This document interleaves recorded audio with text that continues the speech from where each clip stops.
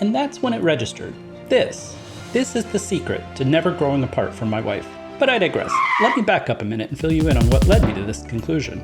My wife and I recently took a trip out of state to attend a wedding. We were celebrating a young couple in love starting out their new marriage together. As most couples do during periods surrounding weddings, I reminisced of my own wedding. I thought back to that day, standing outside under the trees, watching my bride walking with her white dress over the green grassy aisle between friends and family to reach me to where she would stand by my side and promise to never leave my side. As we made our vows to each other and to God, with loved ones surrounding us as witnesses, we made verbal contracts that we would be one together until death do us part. Our marriage is going to succeed. Our marriage is going to stand the test of time. Our marriage can't fail. He did not just... Did you just say that? And yes, I know. I'm sure there's someone typing in the comments right now admonishing me with statistics. Someone is pointing out the failure rate in American marriages, even marriages among those claiming to be Christians. And yes, even actual Jesus followers are faced with that same situation at times. I know all of that. I'm not going to dwell on it though. I'm not going to give the devil that foothold. People in orbit around the planet don't dwell on how few people succeed in reaching orbit. People who own popular restaurants don't dwell on how few restaurants survive more than just a few short years. And people who succeed in marriage don't dwell on how few couples, relatively speaking, stick together to the end. Focus on the successes. Focus on the desired result. Focus on the goal for the prize of the upward call of God in Christ Jesus. We're determined to be one together until death do us part. But we die trying.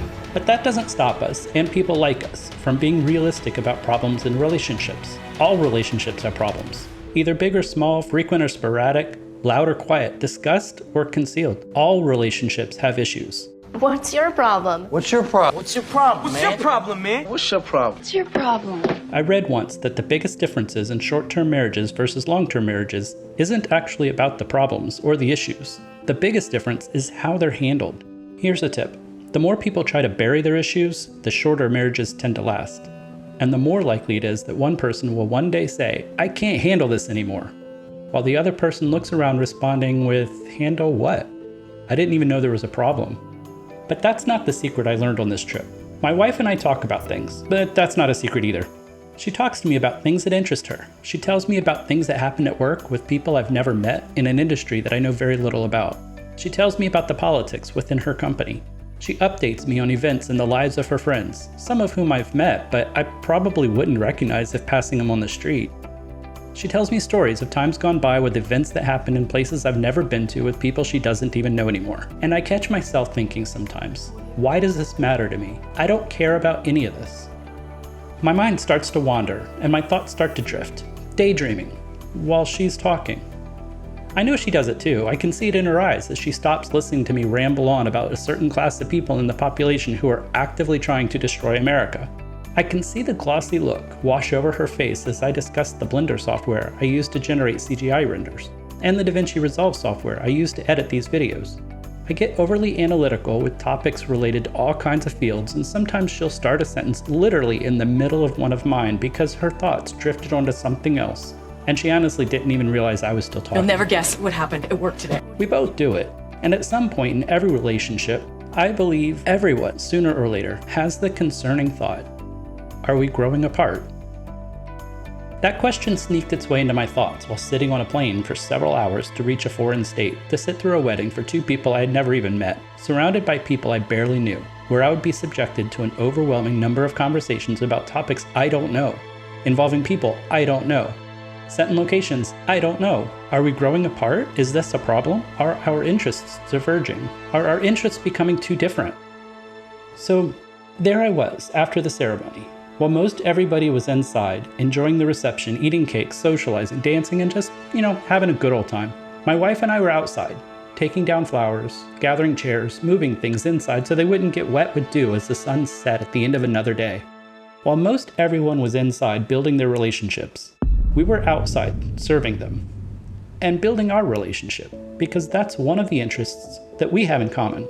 We enjoy serving others. We enjoy looking for things that need to be done and stepping in to get them done.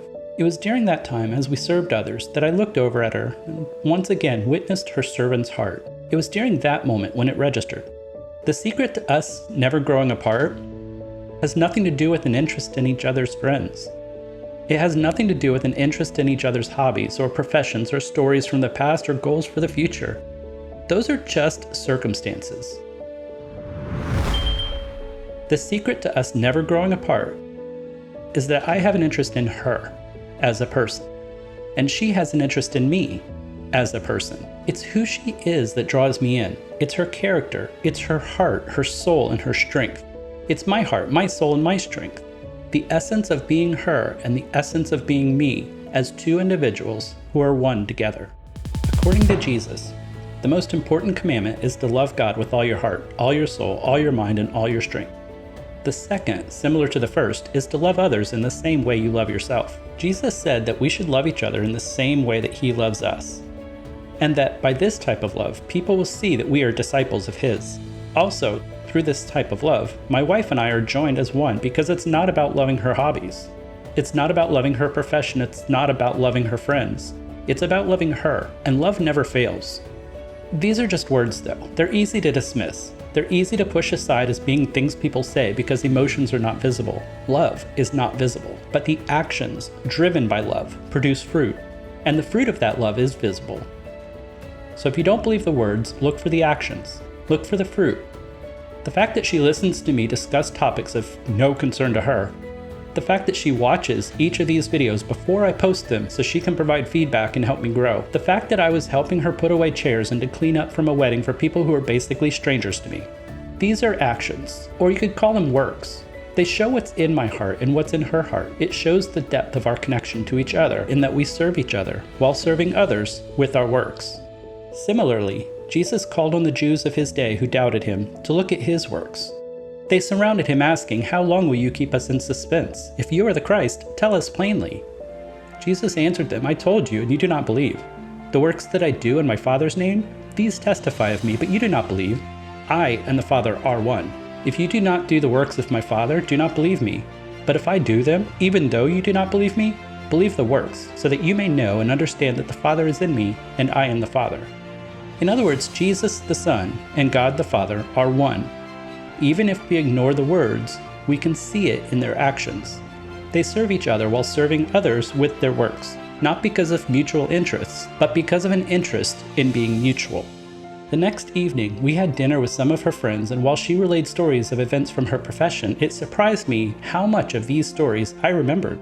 Apparently, when she told them to me weeks ago, I listened better than I thought. It surprised me when I jumped in, adding more detail to her stories. It surprised me even more when I realized how passionate I was while helping her to retell stories of her profession. I became passionate about things that interest her, even though they were of no interest to me. You see, that's the secret. That's the secret to never growing apart. We can have different hobbies, different professions, different friends, and different interests. No matter how different, no matter how separate, no matter how divergent any of those interests grow, no matter how little I care about the names of her repeat customers, and no matter how little she cares about the Magic Mask and DaVinci Resolve Studio version, it's okay. Because my interest isn't in her interests. My interest is in her. And her interest is in me. And that brings us together as one. We talk to each other a lot, and God talks to us too. God is always talking, but he talks to different people in different ways. Do you want to know more about the various ways he communicates? If so, watch this video next.